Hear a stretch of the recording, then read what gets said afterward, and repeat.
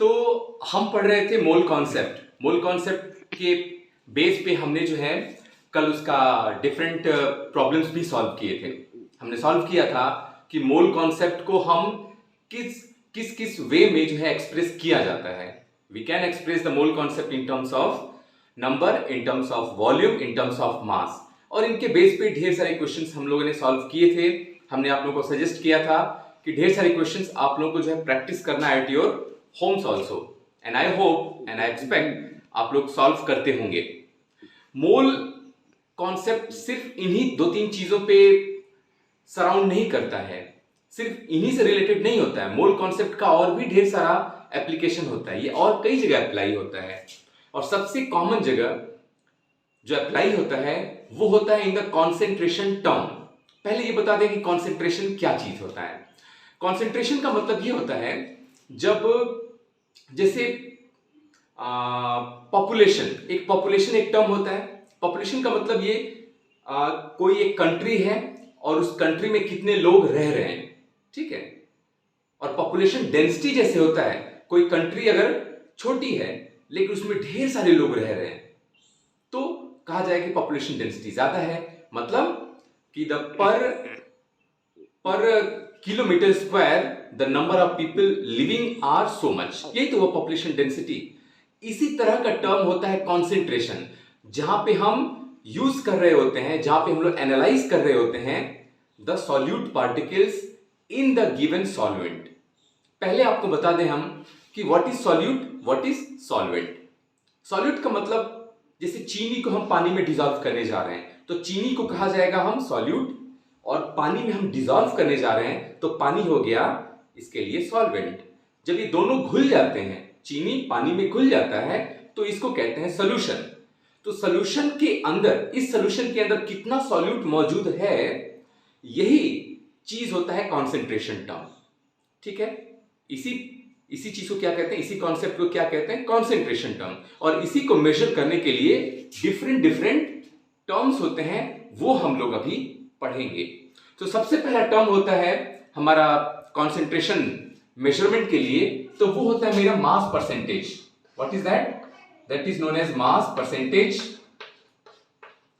दूसरा इसी से रिलेटेड होता है, that is known as parts per million, parts per million. और तीसरा भी इसी से रिलेटेड होता है, पार्ट्स पर बिलियन। इसके बाद क्या आता है, एक टर्म आता है मेरा वॉल्यूम परसेंटेज, फिर आता है मेरा molarity,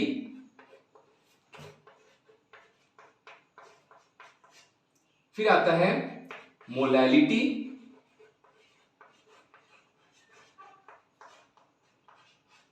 next is your mole fraction,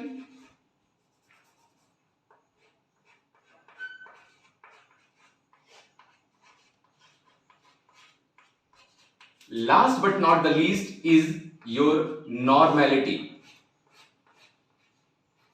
यही चीजें, हाँ, तो हमारा क्या हो गया, volume percentage, molarity, molality, mole fraction और नॉर्मेलिटी, ये सारे चीज हुए।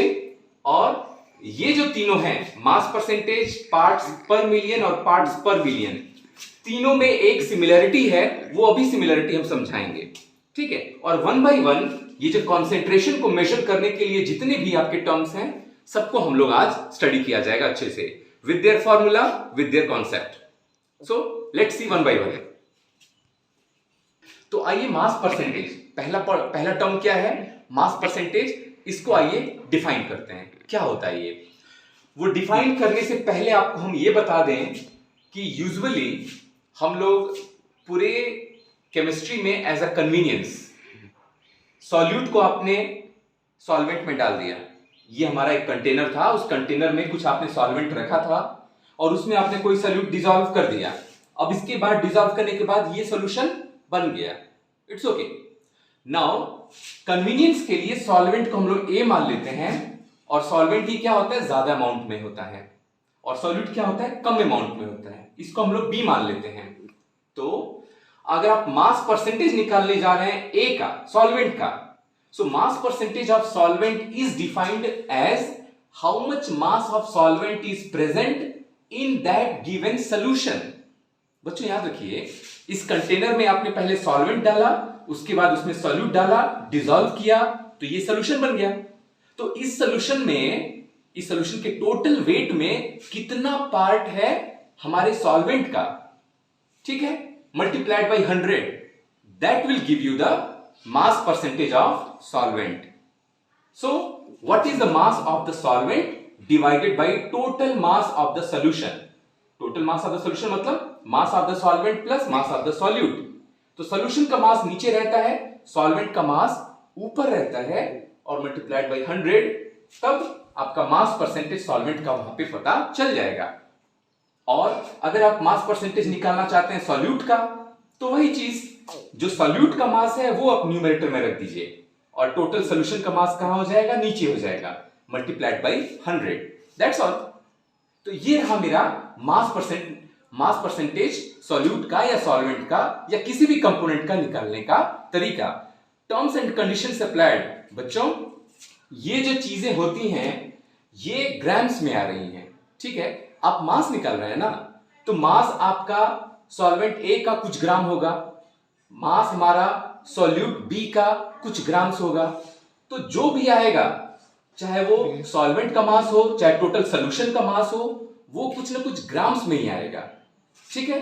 तो ये चीज आपको ध्यान देना है कि मास परसेंटेज कैलकुलेशन में जो भी चीज आता है, कैलकुलेशन हमें ग्राम के रिस्पेक्ट में करनी होती है, उसके बाद मल्टीप्लाइड बाई 100। बात समझ में आ गया? एक छोटा सा एग्जांपल के साथ समझाते हैं। अगर मान लीजिए हम आपको कहें कि हमने 10 ग्राम NaCl डिसॉल्व किया 90 ग्राम वाटर में। वाटर कितना था बच्चों? मान लीजिए वाटर कितना था, 90 ग्राम, और आपने सॉल्यूट मतलब NaCl कितना डिसॉल्व किया, 10 ग्राम NaCl। तो जब NaCl पानी में जाके डिसॉल्व हो जाएगा, तो टोटल सॉल्यूशन का मास कितना हो जाएगा? The total solution mass will be your 100 ग्राम, ठीक है ना। अब बताइए बच्चों, अगर मुझे मास परसेंटेज निकालना हो सॉल्वेंट का, तो सॉल्वेंट का मास परसेंट कितना हो जाएगा?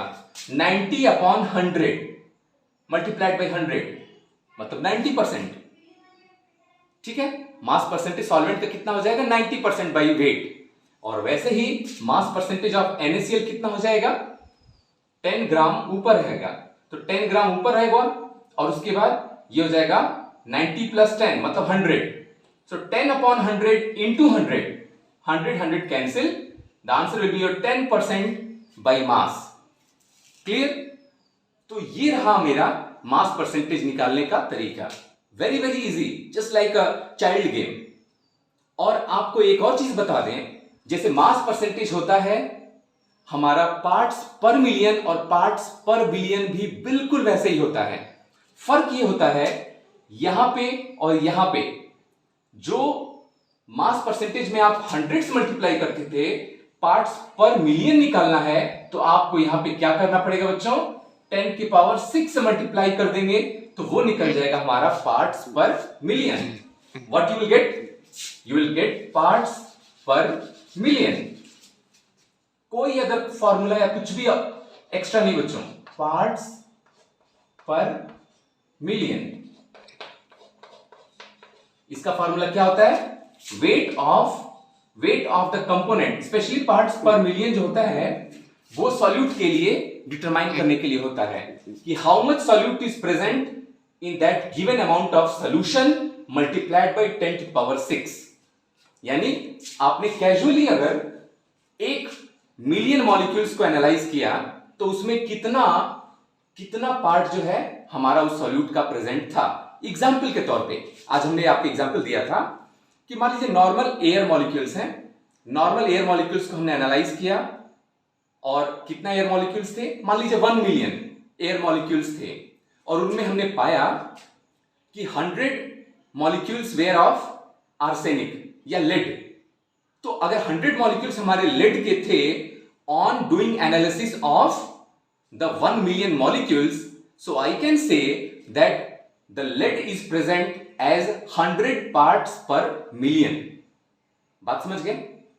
तो 100 parts were present in every 1 million parts of gas molecules. ये होता है पार्ट्स पर मिलियन, जिसको शॉर्ट में हम लोग पीपीएम, इसको शॉर्ट में हम लोग पीपीएम भी कहा जाता है, पीपीएम। ठीक उसी तरह से क्या होता है parts per billion. Parts per billion में क्या होता है बच्चों? पार्ट्स पर बिलियन में यहां पर 10 की पावर 6 की जगह पे 10 की पावर 9 हो जाता है। ठीक है, rest everything is same. Parts per billion, जिसको शॉर्ट में पीपीबी डिनोट करते हैं। So the mass of the component B by total mass of the solution multiplied by 10 to the power 9, that will give you parts per billion. That's all. यही होता है बच्चों। अब इसके बाद जो सबसे इंपॉर्टेंट टर्म आता है वो होता है molarity, molality, normality, mole fraction. ये सब चीजें हम लोग पढ़ेंगे, लेकिन उसके पहले आपको ये बता दें, अभी तक की ये जो कहानी चल रही थी, ये सब क्या हो रहा था? These all were having some mass, correct? ये सब ग्राम्स में थे, चाहे मास परसेंटेज हो, चाहे पार्ट्स पर मिलियन हो या पार्ट्स पर बिलियन हो, ये सब हमारे मास वाले कंपोनेंट थे। जहां याद रखिएगा डिनोमिनेटर में हमारा मास वाला कंपोनेंट है, that will be a authentic term actually. ठीक है, लेकिन कहीं कहीं क्या होता है वॉल्यूम आ जाता है। जैसे अभी आपको हम बताएंगे next term, that is volume percentage, molarity, normality. ये सब के टर्म्स में क्या होता है डिनोमिनेटर में वॉल्यूम आ जाता है। जहां कहीं भी ये डिनोमिनेटर वाले टर्म में मास न रह करके वॉल्यूम आ जाए बच्चों, तो याद रखिएगा volume is temperature dependent. Temperature बढ़ाएंगे तो वॉल्यूम बढ़ेगा। तो इसीलिए डिफरेंट डिफरेंट टेम्परेचर पे आपको एक ही एक्सपेरिमेंट का आंसर भी डिफरेंट डिफरेंट मिलेगा। It is not that much authentic. लेकिन जहां मासेस होते हैं बच्चों, मास का लॉस नहीं होता है और टेम्परेचर के साथ ही मास चेंज नहीं होते हैं, इसीलिए these people are more authentic. ठीक है, that's why these people are preferred over volume terms. तो नेक्स्ट टर्म आइए, नेक्स्ट टर्म हम पढ़ते हैं वॉल्यूम परसेंटेज। तो आइए दोस्तों, हमारा नेक्स्ट टर्म है वॉल्यूम परसेंटेज। वॉल्यूम परसेंटेज वहीं पे एप्लीकेबल है जहां पे सॉल्यूट भी लिक्विड है और सॉल्वेंट भी हमारा लिक्विड है। मतलब जहां पे दोनों ही टर्म्स सॉल्यूट और सॉल्वेंट दोनों के दोनों हमारे लिक्विड में है, लिक्विड फॉर्म में है, वहां पे हमारा वॉल्यूम परसेंटेज कैलकुलेट करना ही ज्यादा रेलेवेंट होता है। जैसे मान लीजिए, जैसे इथेनॉल होता है, इथेनॉल को अगर आप वाटर में डाल देते हैं, ठीक है, या फिर बेस्ट एग्जांपल ले लीजिए, हम सब लोग इस्तेमाल करते हैं रोज, जैसे कि मिल्क हो गया।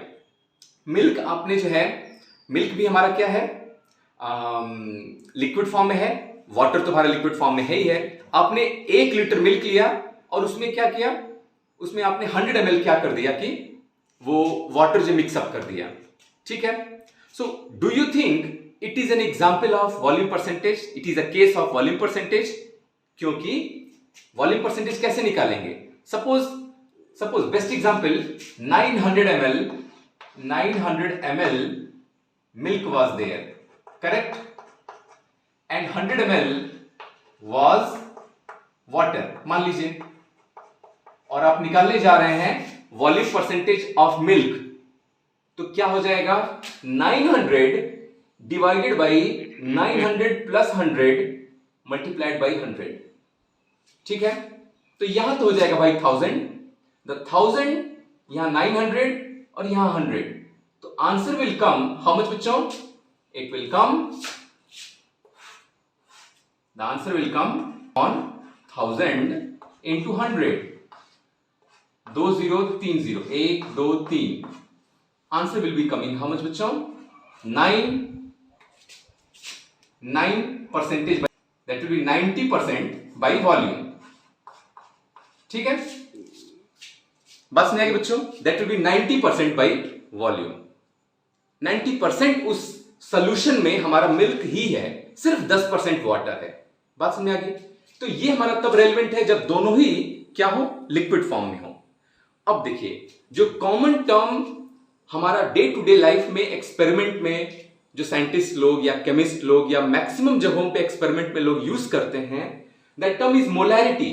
Molarity is defined as the number of moles of solute present और dissolved per litre of the solution. Volume of solution हमारा किस में मेजर होता है बच्चों? लीटर में. मान लीजिए तो 1 लीटर हमारे सॉल्यूशन में कितना मोल्स सॉल्यूट का डिसॉल्व है, इन दोनों का रेशियो ही मोलैरिटी दिखाता है. Can you see here? NB, number of moles of solute dissolved per litre of the solution. This is the volume of solution. So NB upon V gives you molarity. हम लोग जानते हैं number of mole is defined as given mass by molar mass. V को हमने वही लिख दिया, volume of solution को वैसे के वैसे रख दिया लीटर में.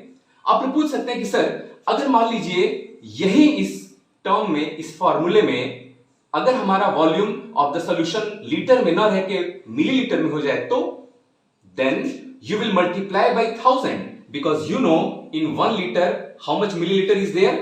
1000 milliliter is there. That's why these two formula of molarity usually we will use in our day to day problem solving. ठीक है, तो आइए इसी पे बेस एक क्वेश्चन भी हम सॉल्व कर लेते हैं. Come on. तो आइए क्वेश्चन सॉल्व करते हैं ऑन द मोलैरिटी.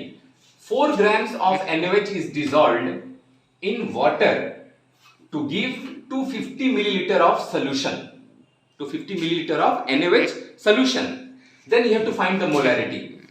और आपको हम बता दें कि जो NaOH होता है, NaOH का मॉलिक्यूलर मास कितना होता है बच्चों? सोडियम का होता है 23, ऑक्सीजन का हो गया 60, हाइड्रोजन का हो गया 1, टोटल हो गया 40. हम जानते हैं अगर मुझे मोलैरिटी पता करनी है तो फॉर्मूला जस्ट अभी मैंने देखा WB upon MB multiplied by volume of solution in millilitre multiplied by 1000. आइए यहां पे क्या क्या दिया बच्चों पता करते हैं. WB is given mass of NaOH 4 gram. It is given 1000 तुम्हारा फॉर्मूले में ही था. Molecular mass of NaOH is 40 and volume of solution is how much? 250 millilitre. तो आइए सॉल्व करते हैं. 0 0 0 0 कैंसिल. 4 1 जा 4, 4 1 जा 4. This is 10 divided by 25. ठीक है, तो 10 को डिवाइड करेंगे 5 से तो 5 2 जा 10, 5 5 जा 25. सो 2 upon 5. So answer will come your 0.4 molar. How much molarity will get बच्चों? 0.4 molar solution will get in this question. Very easy. तो हमेशा याद रखिएगा फॉर्मूला ही इस सेक्शन में हथियार है आपका, और इसीलिए फॉर्मूले को आप ध्यान से याद कर लीजिए, समझ लीजिए, क्वेश्चन को ध्यान से पढ़ के आप ये देखिए कि क्या क्या दिया है और क्या पूछ रहा है. And please substitute the given things at a right position and definitely if you solve correctly you will get the correct answer. So बच्चों यहां तक हम लोग आज के लाइव सेक्शन में पढ़े थे. कल के सेक्शन में हम लोग पढ़ेंगे what is molality, what is mole fraction, what is normality and calculation of empirical formula, molecular formula. Will solve questions based on all these things. ठीक है, तो आप लोग हल्का सा आज पढ़ के आइएगा ताकि कल की सारी चीजें आपको अच्छे से समझ में आए. So friends, right now I stop myself. Please all of you take care and work hard.